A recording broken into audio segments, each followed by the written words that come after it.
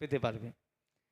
তো সেই দিন কি করলেন, আড়ালে চুপি চুপি গিয়ে দেবর্ষি নারদকে সেই প্রসাদ দিয়ে আসলেন। তো সেই প্রসাদ দিয়ে আসার পর নারদ সেই প্রসাদ পেয়ে যেন আনন্দে নৃত্য করছেন। সমগ্র ত্রিভুবনে তিনি যেন নৃত্য করে করে ঘুরে বেড়াচ্ছেন। এমনিতেও তিনি নারায়ণের নামের ধ্বনি করে করে নারায়ণ নারায়ণ বলে সমগ্র বিশ্বব্রহ্মাণ্ড তিনি ভ্রমণ করতে পারেন, ত্রিভুবন তিনি ভ্রমণ করতে থাকেন। আর আজ তো তিনি হাতের মধ্যে জগন্নাথের প্রসাদ পেয়েছেন। তো সেই প্রসাদ নিয়ে তিনি আনন্দে নৃত্য করছেন। আর এদিকে লক্ষ্মীদেবী বলে দিয়েছেন যে তোমাকে আমি প্রসাদ দিয়েছি, কিন্তু তুমি কিন্তু কাউকে গিয়ে বলবে না যে আমি তোমাকে প্রভুর প্রসাদ দিয়েছি, তুমি এটা একটু খেয়াল রেখো। তো এদিকে দেবর্ষি নারদ সেই লক্ষ্মী দেবীর কথা মনে আর রাখতে পারলেন না। সেই প্রসাদের আনন্দে, সেই প্রসাদের আনন্দে তিনি নাচতে নাচতে একটা সময় তিনি গিয়ে কৈলাসে গিয়ে উপস্থিত হলেন। একটা সময় তিনি গিয়ে কৈলাসে গিয়ে উপস্থিত হলেন। আর সেই কৈলাসে যাওয়ার পর দেবর্ষি নারদের সেই আনন্দ দেখে দেবাদিদেব মহাদেব, যিনি সবসময় রাম নাম জপ করতে থাকেন, সেই দেবাদিদেব মহাদেব দেবর্ষি নারদকে দেখে আজ একটু যেন বুঝতে পারলেন না। প্রত্যেক দিন যেমন করে বুঝতে পারেন যে দেবর্ষি সবসময় আনন্দেই থাকেন, যে নারায়ণের নামে ডুবে থাকবে, ভগবানের নামে ডুবে থাকবে, সে তো সবসময় আনন্দতেই থাকবে, তার নিরানন্দ আর তার মধ্যে প্রবেশ করতে পারবে না। যে নিত্যানন্দ হচ্ছে প্রেমের ভাণ্ড, নিত্যানন্দ হচ্ছে আনন্দের খনি, সেই নিত্যানন্দের সঙ্গে যে যুক্ত থাকবে সে সবসময় আনন্দের মধ্যেই থাকবে। শুধুমাত্র আনন্দ নয়, নিত্য আনন্দের মধ্যে থাকবে। তো সেই দেবর্ষি নারদের সেই আনন্দ দেখে আজ যেন দেবাদিদেব মহাদেব একটু বুঝতে পারলেন না যে আজ আনন্দটা যেন একটু আলাদা মনে হচ্ছে। প্রত্যেক দিন যেমন করে দেবর্ষিকে আনন্দে দেখি, আজ সেই আনন্দটা যেন একটু আলাদা মনে হচ্ছে। তখন কি করলেন, সেই দেবর্ষির কাছে গিয়ে দেবাদিদেব জিজ্ঞেস করলেন যে নারদ, বলো তোমার আজ আনন্দের কারণ কি? প্রত্যেক দিনের মতো কিন্তু তোমাকে আর আজ সেই প্রত্যেক দিনের মতো আনন্দ আর তোমার মধ্যে দেখা যাচ্ছে না। আজকের আনন্দটা যেন একটু ভিন্ন, আজ একটু আলাদা। আমাকে বলো তোমার সেই আনন্দের কি কারণ, আমি একটু আনন্দ উপভোগ করি। তখন দেবর্ষি নারদ সেই দেবাদিদেব মহাদেবের কাছে বলছেন যে আজ আমার আনন্দের একমাত্র কারণ হচ্ছে যে যেই জগন্নাথের প্রসাদন্য লক্ষ্মীদেবী ছাড়া আর কেউই পেতে পারেন না, তো সেই জগন্নাথের প্রসাদন্য আজ আমি পেয়েছি। লক্ষ্মীদেবীর কৃপাতে আমি সেই জগন্নাথের প্রসাদন্য পেয়েছি। তো সেই প্রসাদ পেয়েই আমি আজ প্রচুর আনন্দিত। তো সেই দেবাদিদেব মহাদেব নারদকে বলছেন যে তুমি একা একা সেই প্রসাদ পাবে, আমাকেও একটু দাও। তুমি একা একা সেই জগন্নাথের প্রসাদন্য পাবে, আমাকেও একটু দাও, আমি একটু পাই সেই প্রসাদ, যে প্রসাদ কিনা লক্ষ্মী দেবী ছাড়া আর কেউ গ্রহণ করতে পারে না। তো আজ যেহেতু সেই প্রসাদ তুমি নিয়ে এসেছো, সেই প্রসাদকে আমাকে একটু নিতে দাও, সেই প্রসাদের কৃপা আমাকেও একটু পেতে দাও। প্রসাদ, প্রসাদ হচ্ছেন প্রভুর সাক্ষাৎ দর্শন। আমরা এই যে মানব জীবনে এসে পৌঁছেছি, আমরা নানা রকমভাবে মায়াগ্রস্ত, মোহমায়াগ্রস্ত, কলির মায়াগ্রস্ত আমরা। তো আমরা তো এই আমাদের সচক্ষে প্রভুকে দর্শন করতে পারবো না, আমরা আমাদের সচক্ষে প্রভুকে কখনোই দর্শন করতে পারবো না। কিন্তু আমরা কি দর্শন করতে পারবো? প্রভুর বিগ্রহ দর্শন করতে পারবো, মন্দিরে থাকা প্রভুর চিত্রপট দর্শন করতে পারবো। আর বিশেষ করে আমরা প্রভুর প্রসাদ দর্শন করতে পারবো। প্রভুর প্রসাদ দর্শন করা আর প্রভুকে দর্শন করা দুইটাই কিন্তু একটাই ফল, দুইটারই ফল কিন্তু ভিন্ন নয়, একটাই ফল। যে প্রসাদ, পয়রফল আকার দন্তাস্ব আকার দ, পয়রফল আকার মানে প্রভু, আর দন্তাস্ব আকার মানে সাক্ষাৎ, আর দ মানে দর্শন। যে প্রসাদটা হচ্ছে প্রভুর সাক্ষাৎ দর্শন, প্রসাদটা হচ্ছে প্রভুর সাক্ষাৎ দর্শন। আর সেই প্রসাদটা যখন আমরা গুরুদেবের মাধ্যমে পাবো বা কোনো ভক্তের মাধ্যমে পাবো, তখন সেই প্রসাদটা হয়ে যাবে মহাপ্রসাদ, তখন সেই প্রসাদটা হয়ে যাবে মহাপ্রসাদ। তো সেই যে প্রসাদ পেয়ে, দেবর্ষি নারদের থেকে প্রসাদ পেয়ে আজ দেবাদিদেব মহাদেব বলছেন যে আমাকেও একটু দাও, তুমি একা একা প্রসাদের কৃপা পাবে। তো তখন দেবর্ষি নারদ দেবাদিদেবের কাছে বলছে যে প্রভু, আমার কাছে তো অবশিষ্ট প্রসাদ নেই, আমি তো সব খেয়ে ফেলেছি, আমি আপনাকে কেমন করে প্রসাদ দেব? তখন দেবাদিদেব মহাদেব কি করলেন, নারদের 2 হাত নিয়ে গিয়ে ভালো মতো খুঁজে দেখলেন। আর খুঁজে দেখতে দেখতে নারদের সেই হাতের নখের এক কোণায় যেন প্রসাদের এক কোণা লেগে রয়েছে। তো সেই প্রসাদটা কি করলেন দেবাদিদেব মহাদেব, সঙ্গে সঙ্গে সেই প্রসাদ নিয়ে নিলেন, আর সেই প্রসাদের কৃপা তিনিও পেলেন। ओ भोलेनाथ से निडाला कोई और नहीं, शंभु बाबा से निडाला कोई और नहीं, भोलेनाथ से निडाला कोई और नहीं, भोलेनाथ से निडाला कोई और नहीं, बोलिए हर हर महादेव। से निडाला कोई और नहीं, भोलेनाथ से निराला कोई और भी नहीं। शंभु बाबा से निडाला हरि हरि बोल। और नहीं, शंभु बाबा से निराला कोई और ही नहीं। ओ भोलेनाथ से जय हो निराला महादेव की। कोई और नहीं, भोलेनाथ से निराला कोई और ही नहीं।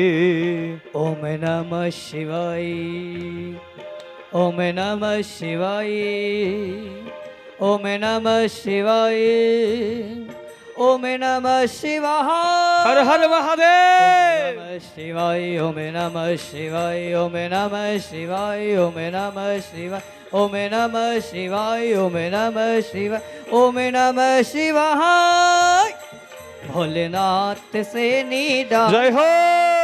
और नहीं, शंभुनाथ से निराला कोई और ही नहीं।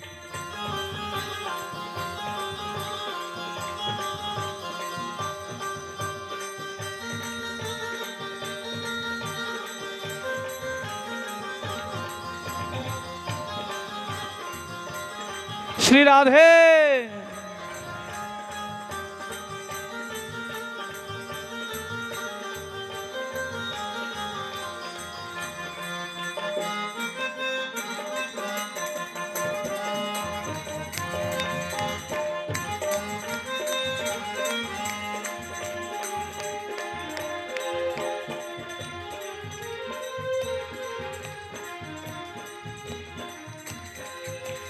उनका डम डम बोले,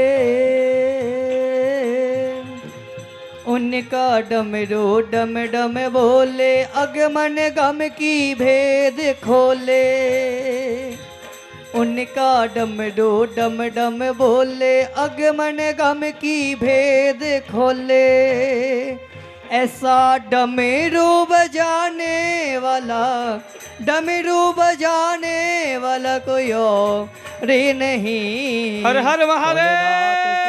निराला कोई और नहीं, शंभुनाथ से निराला कोई और ही नहीं। ओ भोलेनाथ से निडाला कोई और नहीं, भोलेनाथ से निराला कोई और ही नहीं।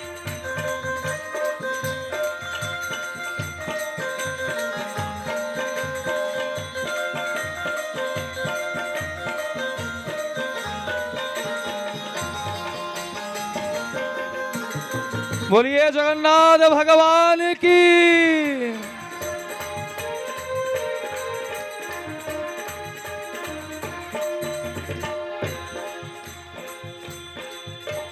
काया जब जब करवट बदले,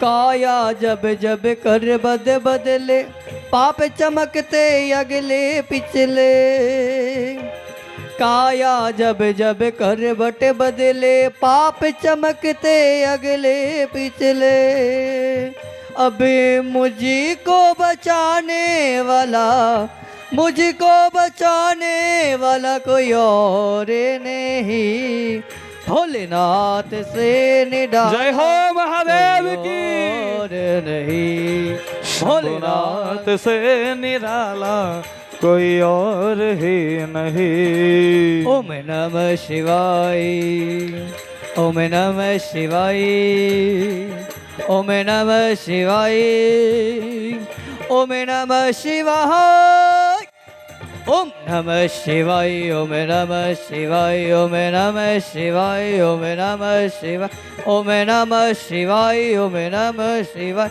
ओम नमः शिवाय भोलेनाथ नाथ से निराला कोई और ही नहीं। शंभुनाथ से निराला कोई और ही नहीं। हो भोलेनाथ से निराला कोई और नहीं। बोला पार्वती पते हर हर महादेव। कोई और नहीं। शंभुनाथ से निराला कोई और ही नहीं। भोलेनाथ से निराला कोई और ही भोलेनाथ नहीं।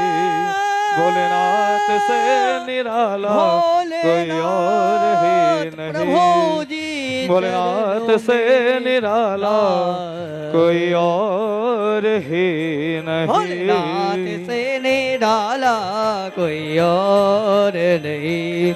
शंभु बाबा से निराला कोई और नहीं। कोई और नहीं। कोई और नहीं। बोलिए वैष्णव कुलचुरामणि देवादिदेव महादेव की। जय हो हर हर महादेव। जय हो। তো সেই দেবর্ষি নারদের এক বিন্দু প্রসাদ পেয়ে সেই ত্রিপুরারি সেই দেবাদিদেব মহাদেব তিনি কি করলেন, তিনিও আনন্দে নৃত্য করছেন।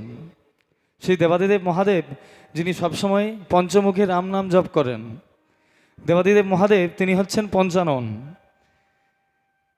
রাবণ হচ্ছেন দশানন, দেবাদিদেব মহাদেব হচ্ছেন পঞ্চানন, আর প্রজাপিতা ব্রহ্মা হচ্ছেন চতুর্ভুজ চতুরানন, আর সঙ্গে সেই দেবসেনাপতি কার্তিক হচ্ছেন স্বরানন।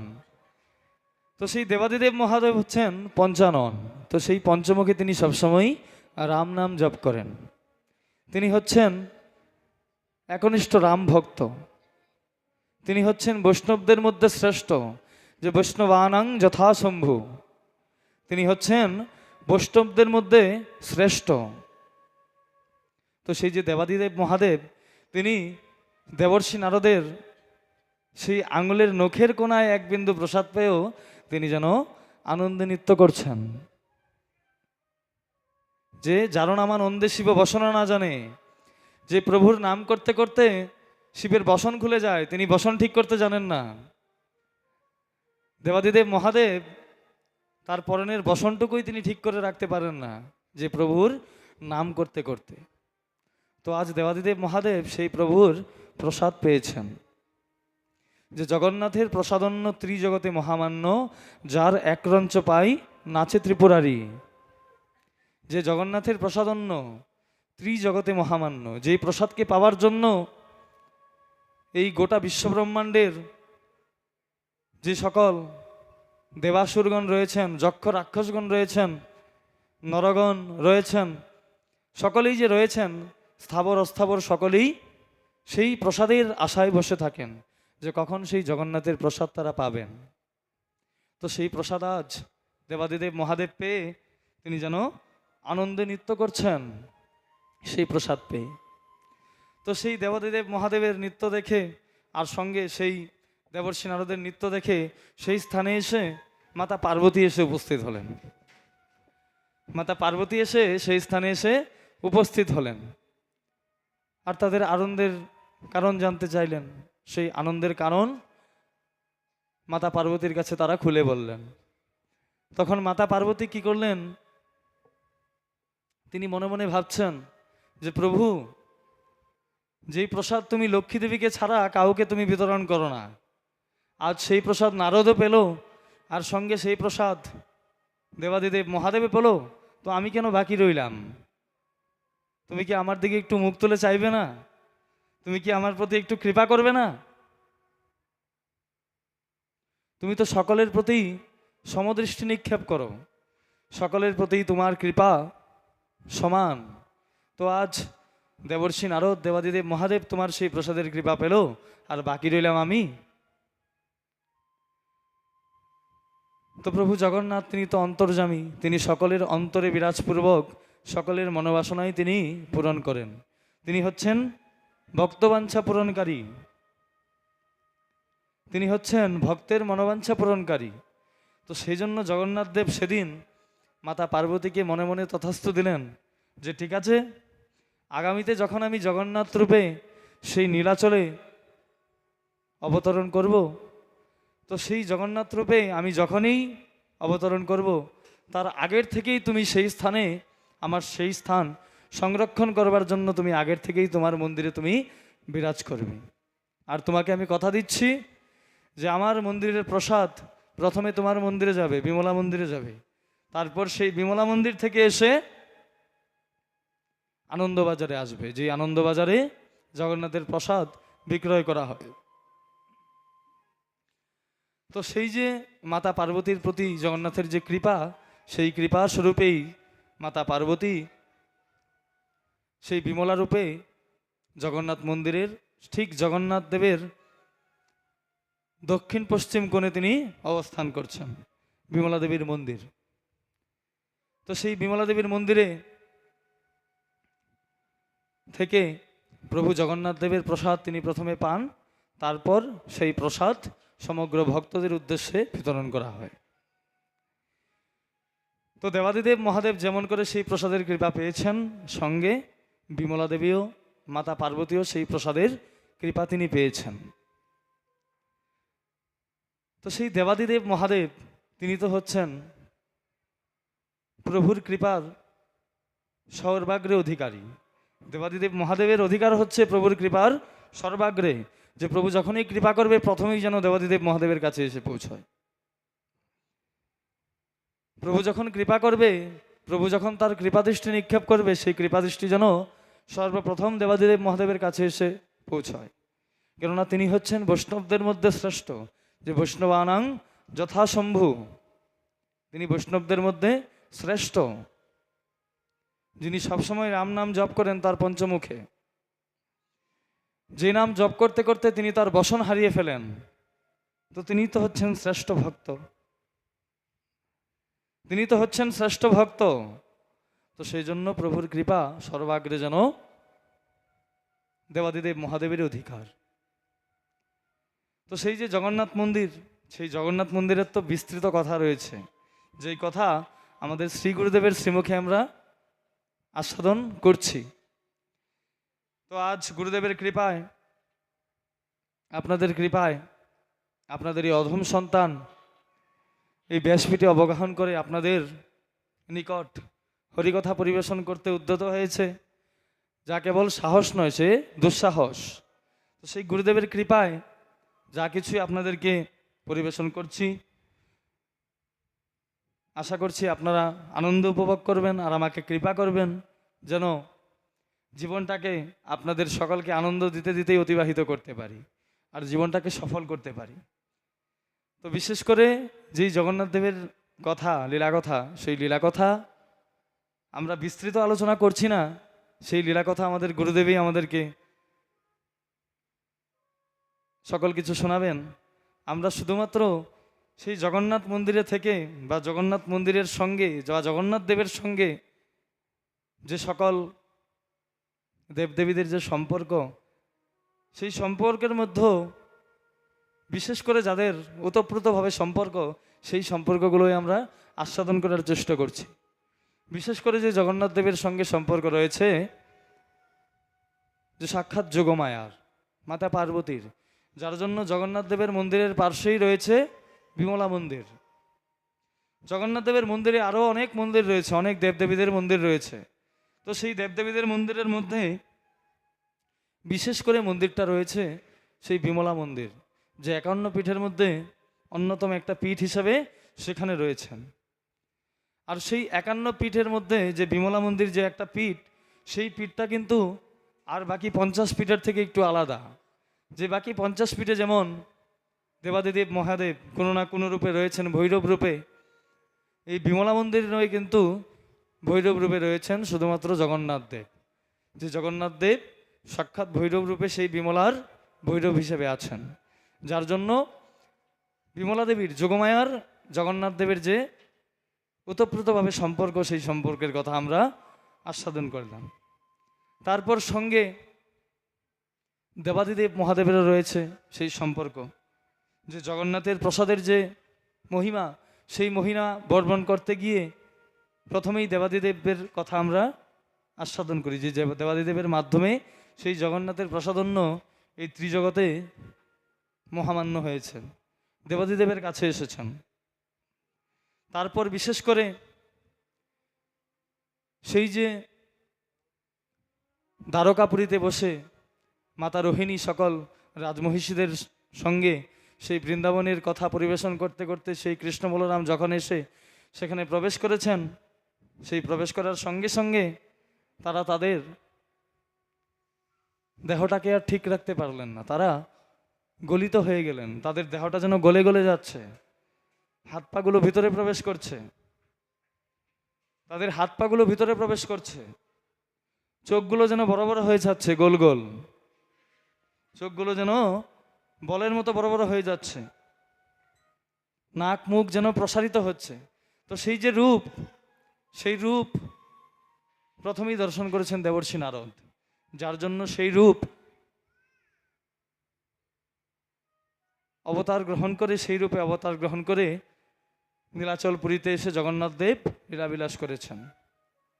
সেই রূপ প্রথমে দর্শন করেছেন দেবর্ষি নারদ। দেবর্ষি নারদ সেই রূপ দর্শন করে প্রভুকে বলেছেন যে বহু ভাগ্যের ফলে প্রভু আপনার এই দিব্য রূপ আমি দর্শন করতে পেরেছি, তো আজকে কিন্তু আপনাকে আমি ছাড়ছি না। আপনি যেমন করে আমাকে দর্শন করিয়েছেন, আপনি আমাকে কথা দিতে লাগবে যে পরবর্তীতে আপনার এই রূপ এই সমগ্র বিশ্বব্রহ্মাণ্ড কেমন করে দর্শন করবে। আপনি আমাকে কথা দিয়ে যান যে যেই রূপের দর্শন করে আমি আমাকে ধন্য করেছি, এই রূপটা এই গোটা বিশ্বব্রহ্মাণ্ড কবে দর্শন করবে। তো সেই দেবর্ষি নারদকে কথা দিয়েছেন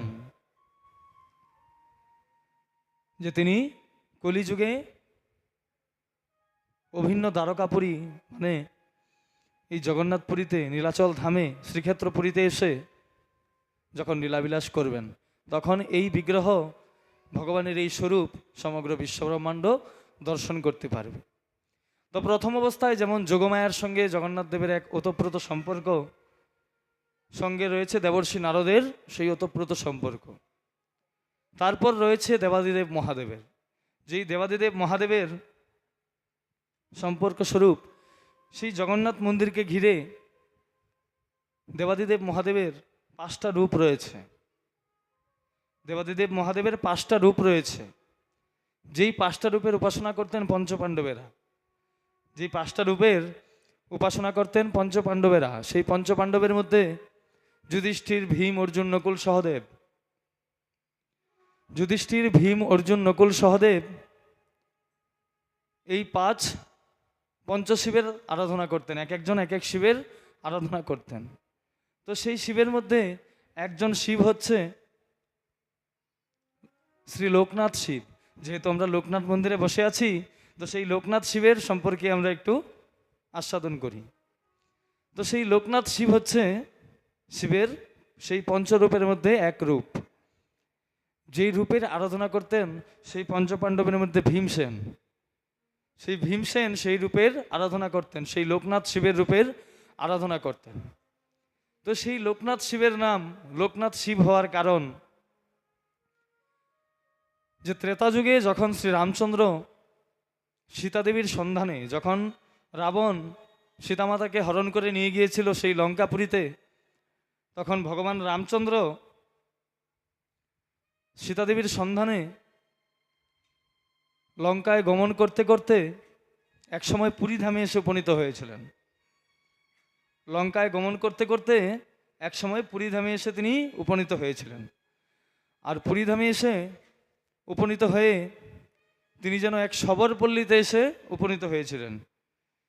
শবরপল্লী মানে জগন্নাথ দেবের সেই রন্ধনশালাতে যারা রন্ধন করেন সেই শবরেরা রন্ধন করেন, শবরগণ সেই জগন্নাথের রন্ধনশালায় রন্ধন করেন। এরও অনেক মাহাত্ম্য রয়েছে, যে সেই জগন্নাথ মন্দিরে একমাত্র, পৃথিবীর একমাত্র মন্দির, যেই মন্দিরে শবর জাতি রান্না করে আর ব্রাহ্মণে ভোগ লাগায়।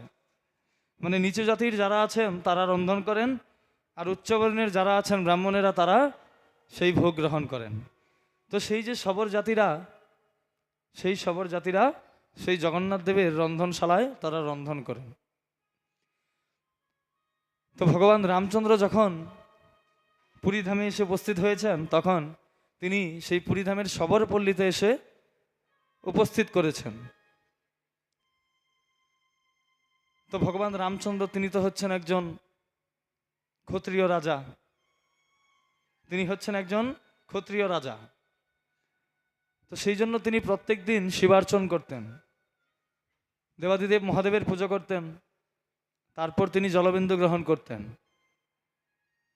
তো আজ যেহেতু তিনি এই পুরীধামের শবরপল্লীতে এসে অবস্থান করছেন, তখন এই শবরপল্লীতে এসে তিনি আর দেবাদিদেব মহাদেবের কি করে শিবার্চন করবেন?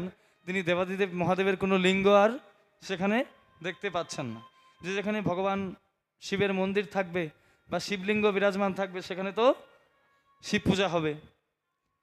তো সেই স্থানে কিন্তু ভগবান রামচন্দ্র শিবের কোনো বিগ্রহ বা শিবের কোনো লিঙ্গ দেখতে পারলেন। তো সেই সকল কিছু বৃত্তান্ত সেই শবরদের কাছে তিনি খুলে বললেন। তখন সেই শবরদের কাছে খুলে বলে, তখন শবরেরা কি করলেন? রামচন্দ্রের উদ্দেশ্যে একটি লাউ দিলেন, লাউ, যে লাউ আমরা রান্না করি সেই লাউ দিলেন। লাউটা কিন্তু দেখতে কিছুটা শিবলিঙ্গের আকৃতির। সেই লাউ দিলেন যে যেন সেই লাউয়ের মধ্যে দেবাদিদেব মহাদেবকে ডেকে এনে শিবার্চন তিনি করতে পারেন। তো সেই লাউ, লাউকে হিন্দি ভাষায় বলা হয় লৌকি, উড়িয়াতেও লৌকি বলা হয়। তো সেই লৌকি, সেই লাউ, সেই লৌকিনাথ, সেই লৌকিনাথ কালক্রমে যেন লোকনাথ হয়ে উঠলেন।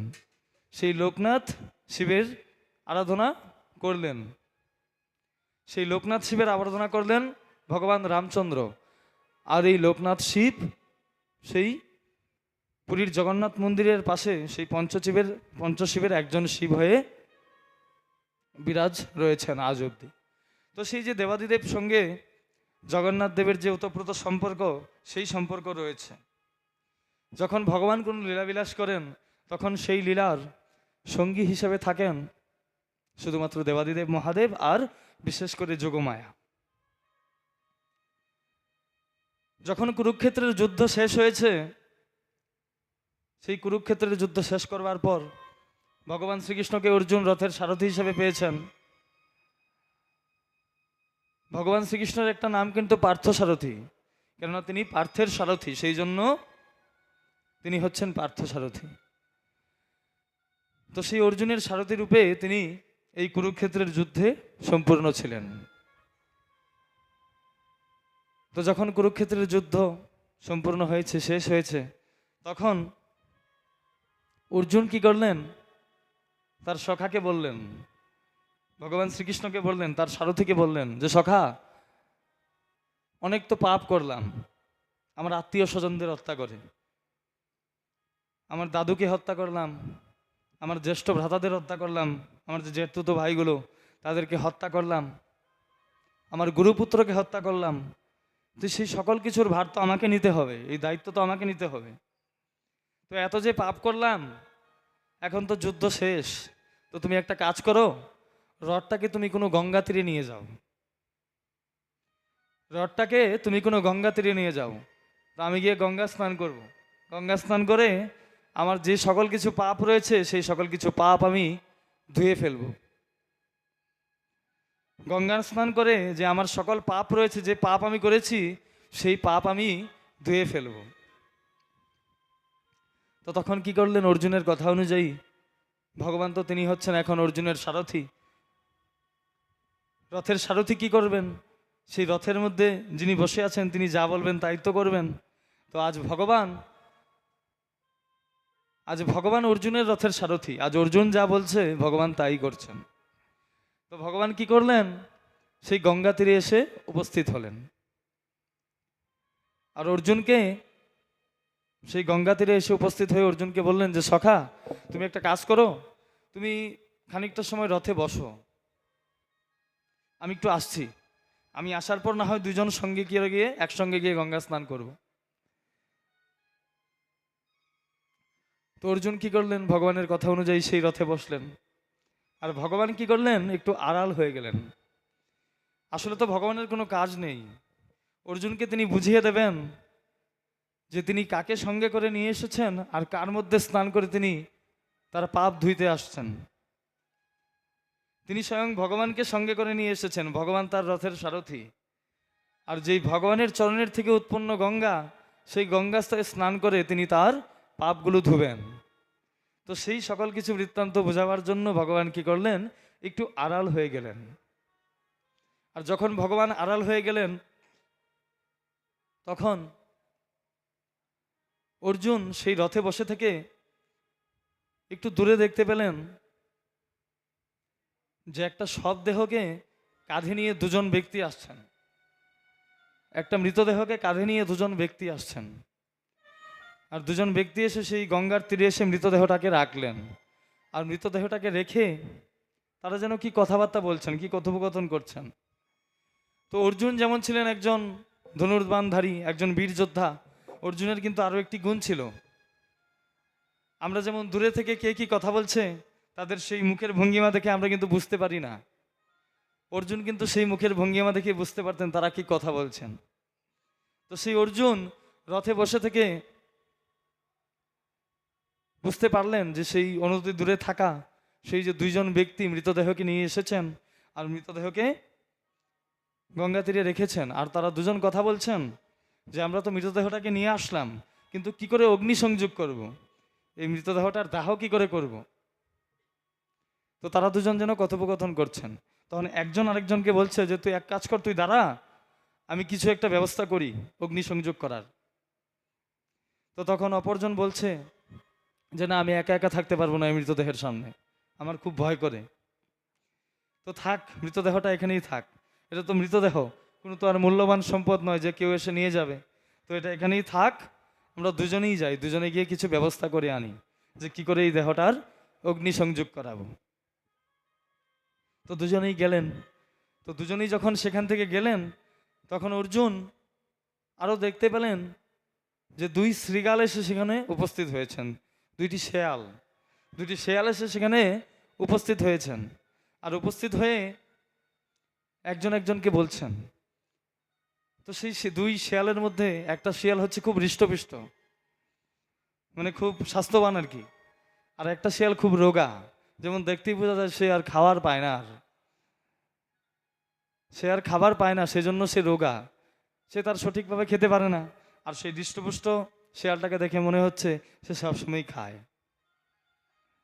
তো সেই হৃষ্টপুষ্ট শেয়ালটা সেই রোগা শেয়ালটাকে দেখে বলছে, সেই মৃতদেহটাকে দিকে দেখিয়ে বলছে যে ভাই, আজ আমাদের সঠিক পরিমাণের এক আহার পেলাম, অনেক দিন ধরে খুব তৃপ্তি সহকারে খাই না, চল গিয়ে সেই দেহটাকে খাই। চল গিয়ে সেই দেহটাকে খাই। তখন সেই রোগা শিয়ালটা কি করলো, অর্জুন কিন্তু সেই সকল কিছু বুঝতে পারছেন, সেই দুই শিয়ালের মধ্যে কি কথোপকথন হচ্ছে তিনি তো বুঝতে পারেন। তো সেই রোগা শিয়ালটা যখন শুনলেন যে বলছে সেই মোটা শিয়ালটা, মানে স্বাস্থ্যবান শিয়াল, যে চল সেখানে গিয়ে খাই, তখন রোগা শিয়ালটা কি করলেন, সেই মৃতদেহটার পা দুটোকে গিয়ে শুকতে লাগলেন, তার নাসিকা দিয়ে সেই মৃত শিয়ালটার পা দুটোকে গিয়ে শুকতে লাগলেন। তো শুকে শুকে সেই স্বাস্থ্যবান শিয়ালটাকে বলছে যে না, এটা পা দুটো আমি খেতে পারবো না। তখন স্বাস্থ্যবান শিয়ালটা বলছে কেন, এর পা দুটো কেন খাবি না, এর পা দুটোর মধ্যে তো খুব প্রচুর পরিমাণে মাংস রয়েছে, খুব ভালো খাবি তুই। তখন সেই রোগা শিয়ালটা বলছে যে আমি কি করে খাই এর পা দুটো, সে জীবনে বেঁচে থাকা সময় অবধি কখনো সে ভগবানের বিগ্রহ দর্শন করতে যায়নি, কখনো ভগবানের মন্দিরে যায়নি, এই পা দুটো দিয়ে হেঁটে কখনো সে ভগবানের মন্দিরে যায়নি, তো কাজেই এর পা দুটো আমি খেতে পারবো না।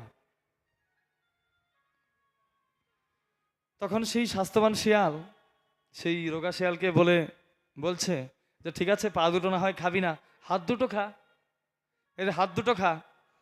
তখন সেই শিয়ালটা আবারও শুকিয়ে সে বলছে হাত দুটো আমি খেতে পারবো না। কেন জানিস? সে কখনো এই হাত দুটো দিয়ে ভগবানকে প্রণামই করেনি, ভগবানকে কোনো সেবাই করেনি, সেই জন্য এর পা দুটো এর হাত দুটো কোনোটাই আমি খেতে পারবো না। তারপর সেই স্বাস্থ্যবান শিয়ালটা বলছে আচ্ছা ঠিক আছে, পা দুটো না হয় খাবি না, হাত দুটো না হয় খাবি না, চল এর মুখটা খাই, মুন্ডটা খাই। তখন সেই মুন্ডটাকে গিয়ে শুকে সে বলছে যে এর মুন্ডটা তো আরো খেতে পারবো না আমি। কেন জানিস? সে ভগবানের বিগ্রহই কখনো দর্শন করেনি, ভগবানের চিত্রপটেই কখনো দর্শন করেনি, তো আমি একে কি করে খাবো? তখন সেই স্বাস্থ্যবান শিয়ালটা বলছে এর জন্যই তোর এত দশা, এত রোগা তুই। খাবার যখন পাবি সঙ্গে সঙ্গে খেয়ে নিবি, কি খাবার কেমন খাবার সে বিচার করতে গেলে আর কি আর খাবার মিলবে? আর এত বিচার করিস বলেই তোর স্বাস্থ্যের এই অবস্থা, এত রোগা তুই। তো তারপর সেই স্বাস্থ্যবান শিয়ালটা সেই রথে থাকা অর্জুনের দিকে দেখিয়ে বলছে তো ঠিক আছে, একে না হয় খাবি না, এ ভগবানের ভক্ত না, এর পা দিয়ে কখনো ভগবানের মন্দিরে যায়নি, এর হাত দিয়ে কখনো ভগবানকে প্রণাম করেনি, এর মুন্ড দিয়ে কখনো ভগবানকে দর্শন করেনি, তাহলে একে তো খেতে পারবি। এই সারথি রূপে ভগবান শ্রীকৃষ্ণ রয়েছেন সাক্ষাৎ, এ তো ভগবানের পরম ভক্ত, একে তো খেতে পারবি। তারপর সেই রোগা শিয়ালটা বলছে যে যদি আমি বিপদে পড়ি তাহলে এই মৃতদেহটাকে আমি খেতে পারবো, কিন্তু একে আমি খেতে পারবো না। অর্জুনকে দেখিয়ে বলছে যেহেতু মহাপাপী, সে সাক্ষাৎ জগৎপতিকে নিজের রথের সারথি করে নিয়ে এসেছে গঙ্গা স্নান করতে, যে গঙ্গা কিনা সেই জগৎপতির চরণোদ্ভূত বাড়িধারা, সেই জগৎপতির চরণামৃত হচ্ছে গঙ্গা। তো সেই প্রভুকে সঙ্গে নিয়ে সে এসেছে, সেই প্রভুর চরণামৃত মধ্যে স্নান করে সে তার দেহকে পবিত্র করবে, সেই জন্য আমি একে খেতে পারবো না। তো তখন অর্জুন সেই দূরের থেকে বুঝতে পারলেন যে তিনি কত বড় ভুলটাই না তিনি করেছেন। তার হাতের কাছে এত বড় সুবর্ণ সুযোগ ছেড়ে দিয়ে তিনি সামান্য গঙ্গা স্নান করতে এসেছেন, যেই গঙ্গা হচ্ছেন ভগবানের চরণোদ্ভূত বাড়িধারা, চরণামৃত। তো তখন অর্জুন বুঝতে পারলেন আর সঙ্গে সঙ্গে তার সখার চরণে গিয়ে লুটিয়ে পড়লেন যে সখা, আমি কতটা বড় ভুল করছিলাম, আর যদি শেয়াল দুটো না আসতো, এই মৃতদেহ যদি নিয়ে না আসতো, তাহলে সেই ভুলটা আমি ভাঙতে পারতাম না। তখন ভগবান শ্রীকৃষ্ণ অর্জুনকে বলছেন যে সেই যে মৃতদেহটাকে তুমি দেখছিলে, সেই মৃতদেহটা হচ্ছেন দেবদেব মহাদেব, আর যেই বাকি সকলকে দেখেছো সেই শেয়াল হচ্ছে যোগমায়া। তো দেবাদিদেব মহাদেব আর যোগমায়াকে নিয়েই আমি লীলা করেছি যে তোমাকে তোমার চোখের থেকে সেই আবর্জনা সরিয়ে দেওয়ার জন্য, তোমার চোখের থেকে সেই ময়লা পরিষ্কার করে দেওয়ার জন্য আমি সেই লীলা করেছি।